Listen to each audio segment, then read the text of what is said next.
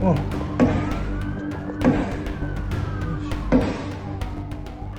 chilling revelation casts a long shadow over the Bondi Beach massacre in Australia. Israeli intelligence, Mossad, warned Australia just weeks ago about an Iranian-backed terror infrastructure planning attacks on Jewish targets across the country. Authorities dismantled much of that network, but now investigators are asking a grave question. Did a surviving cell slip through and strike at Bondi? Australian police now confirm that the shooters who opened fire at a Hanukkah celebration, killing 15 and injuring dozens, were a father-son duo, 50-year-old Sajid Akram and his 24-year-old Naveed. The father died at the scene. The son remains in critical condition. Both men had attended the event moments before unleashing gunfire on terrified families.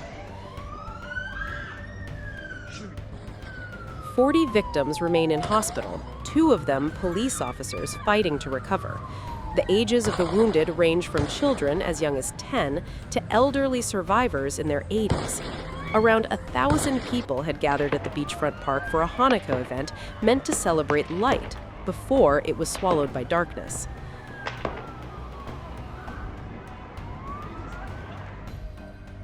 Iran's foreign ministry condemned the attack, calling it an act of violence that must be opposed everywhere.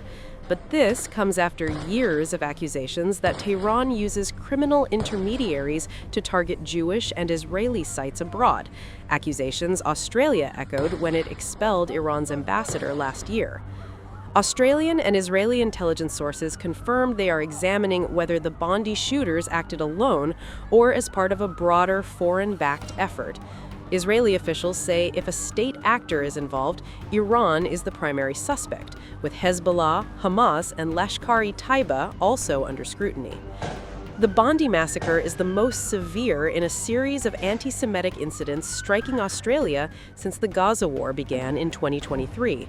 Synagogues, Jewish schools, restaurants, and Israeli-owned businesses have repeatedly been targeted.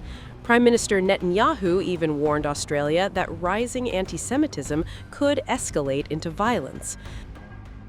Only months ago, Mossad exposed a transnational terror network run by the IRGC Quds Force, responsible for attempted attacks on Jewish sites in Australia, Europe, and the U.S.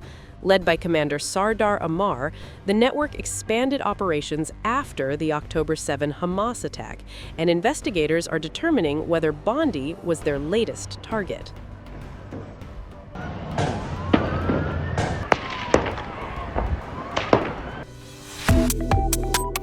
Subscribe to One India and never miss an update. Download the One India app now.